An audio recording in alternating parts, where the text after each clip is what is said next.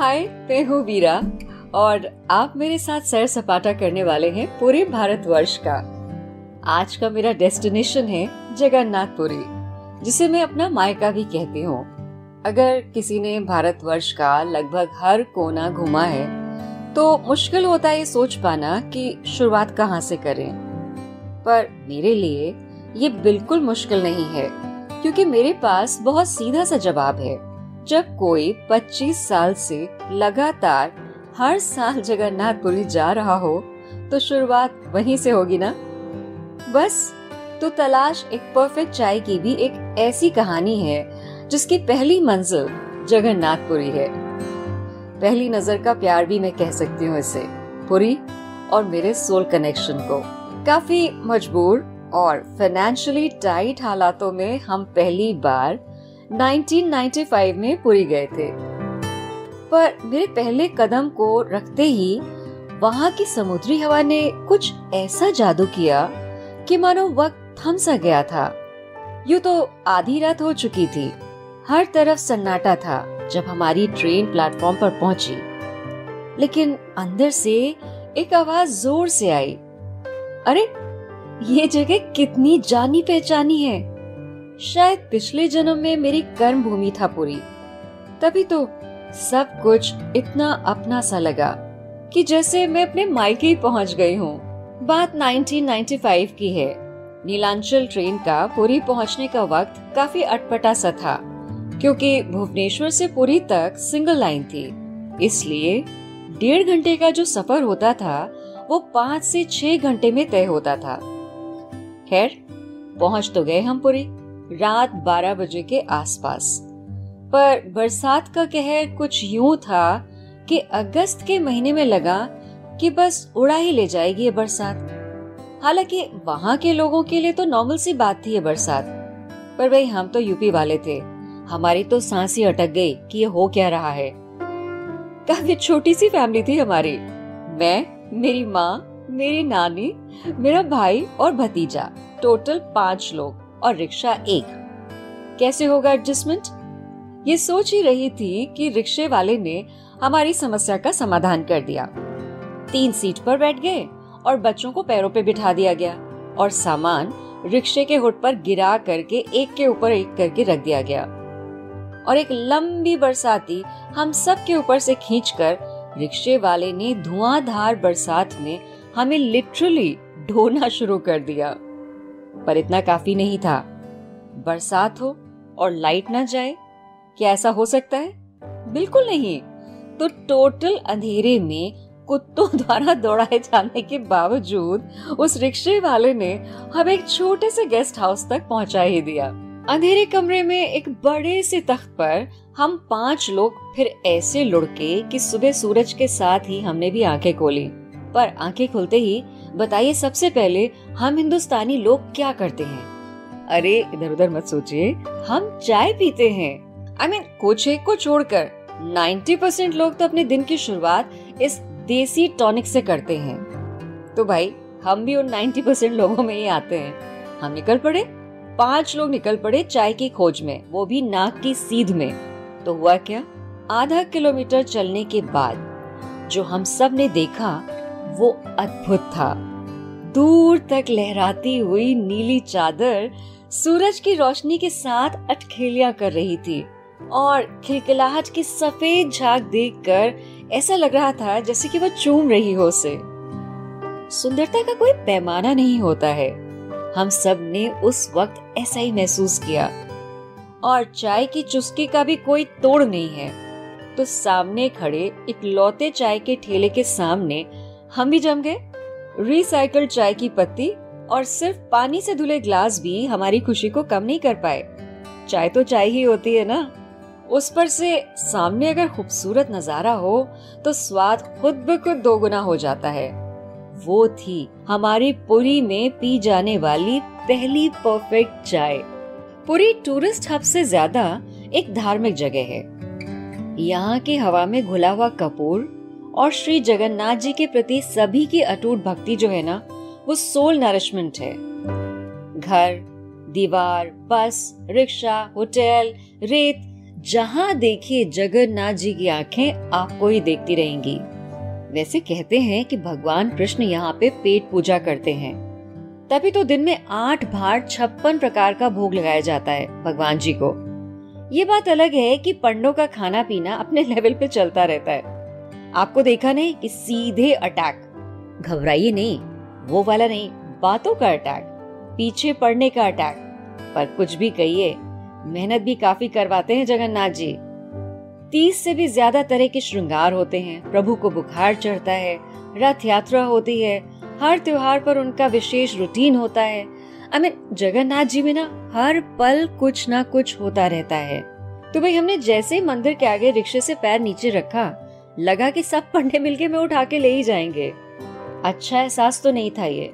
अब इसमें एक पॉजिटिव बात ये थी कि क्या हम इतने पैसे वाले लग रहे थे कि सब लोग हमारी तरफ इतना ध्यान दे रहे थे। खैर, पहला दर्शन तो काफी कष्टों के साथ हुआ। भक्ति तो पिछले दरवाजे से भागने ही वाली थी कि अचानक जगन्नाथ जी ने कहा, रुको रुको रुको, मैंने ही बुलाया है ना, मैं तुम्हारे लिए रास्ता बनाता हूँ। तो भाई हम धक्के मुक्के के बीच में जगन्नाथ जी के श्री विग्रह के सामने पहुंच ही गए। बलराम जी, सुभद्रा जी और जगन्नाथ जी। अद्भुत, अकल्पनीय एहसास था वो। रोमांच हो उठा मुझे। पता है, ऐसा लगा जैसे उन्होंने मुझसे कहा, आ गई तुम। क्या था वो जिसने मुझे अपनी ओर खींच लिया था। हर पल बहती वो सोंधी समुद्री हवा मेरे गालों पर एक नमकीन चादर छोड़ती हुई, या शहर का ठहराव, सुकून, जगन्नाथ जी की घूरती हुई आंखें। मेरा जवाब अगर आप सच में पूछिए ना, ये तीनों ही चीजें हैं। मेरी मानिए तो अगर आपको हमेशा हर जगह भागने की बीमारी नहीं है, अगर आप आज के स्पीडोमीटर पर टिकी हुई जिंदगी से ब्रेक लेना चाहते हैं, आपको से अल्सर हो रहा है ना, तो आपकी थेरेपी, आपकी सोल थेरेपी सिर्फ और सिर्फ पुरी में है। It is a beautiful place for your soul, seriously. इसीलिए मैं कहती हूँ कि पुरी को एक धर्म स्थल की तरह से देखना ठीक नहीं है। पुरी का इतिहास काफी ज्यादा गोल्डन है। 45 किलोमीटर दूर पर सूर्य मंदिर कोणार्क है। 60 किलोमीटर पर 1000 प्राचीन मंदिरों वाला भुवनेश्वर है। उदयगिरी है, खंडगिरी है, इनकी बौद्ध गुफाएं, हीरापुर, रघुराजपुर, धौली, साक्षी गोपाल, ये सभी बेशकीमती धरोहरें हैं जो उड़ीसा के इस छोटे से प्रांत को अद्भुत बना देती हैं। पर इन सारी जगहों में से मेरा पर्सनल फेवरेट है धौली का शिव मंदिर। धौली वैसे तो स्तूप के लिए प्रसिद्ध है, पर स्तूप के ठीक पीछे सम्राट अशोक द्वारा बनवाया शिव मंदिर है, जहाँ वो नियमित पूजा करते थे। हुआ कुछ यूं कि कलिंग युद्ध के बाद उनका रुझान बौद्ध धर्म की ओर हुआ और उन्होंने वहाँ पर एक लाट बनवाई। तो इस मंदिर के रास्ते में ही वो जो लाट है ना, जो हमारे रुपये पे दिखाई पड़ती है, जो हमारा नेशनल एम्बलम है, वो यहीं पे है। और इन्हीं चट्टानों पर यहाँ पीछे बौद्ध धर्म की शिक्षाएं भी हैं, यानी रॉक एडिक्ट्स भी यहीं पर हैं, इसी जगह पे है। ये दो धर्मों का मिलन स्थल है, बौद्ध धर्म और हमारा वैष्णव धर्म, हिंदू धर्म जिसे हम कह सकते हैं। तो क्या हुआ कि जब कलिंग का युद्ध हुआ तो सम्राट अशोक ने नीचे जो दया नदी बहती है उसको जब खून से पूरा लाल देखा, वहाँ पे इतना ज्यादा उन्होंने विनाश देखा, तो उनका मन लड़ाई से टोटली हट गया और उन्होंने देन एंड देयर डिसाइड किया कि बस अब वो कभी तलवार नहीं उठाएंगे, वो सिर्फ लोगों के बीच में शांति और समृद्धि लाने के लिए काम करेंगे। और वहीं से उन्होंने बौद्ध धर्म को अपना लिया। देखिए, ये सारा इतिहास तो वैसे मुझे बाद में पता चला। स्थिति कुछ यूं थी कि शाम को 6 बजे बस से उतरने के बाद हम पांचों ने, मतलब मैं, मेरी माँ, मेरी नानी, मेरा भाई और एक और भाई, 2 रिक्शों पे सवार होकर के हमने 10 किलोमीटर का सफर तूफानी बरसात में भीगते हुए किया, पानी से लथपथ होकर के। नानी तो डांट रही थी, तो हमने कहा, नानी आप डांट चाहे जितना लो, लेकिन हम पहुंचेंगे जरूर यहाँ पे शिव मंदिर। सन्नाटा चीरते हुए, टिमटिमाती हुई रोशनी में हमें शिव जी का दर्शन हुआ। वो मंदिर जहाँ पे स्वयं सम्राट अशोक आकर के सुबह और शाम पूजा करते थे। आपको पता है, आप जैसे उस मंदिर में कदम रखेंगे ना, आपको वो एक सेंसेशन महसूस होगा, आपको वो पावर महसूस होगी कि ये हजारों साल पुरानी ऐसी जगह है जहाँ पर नियमित पूजा होती है, जहाँ की वाइब्स इतनी स्ट्रॉन्ग हैं कि आप पहला कदम रखेंगे और आपको वो ऐसे हिट करेगी कि आपका पूरा दिमाग जो है वो बिल्कुल ठहराव में आ जाएगा। Trust me on that. पर मैं आपको यहाँ भी अपनी चाय की दीवानगी की कहानी सुना दूं। उस घटा टोप अंधेरी रात में सुनसान मंदिर में भी जब हम भीगी बिल्लियों जैसे थे तो हमने चाय का ठिकाना ढूंढ लिया।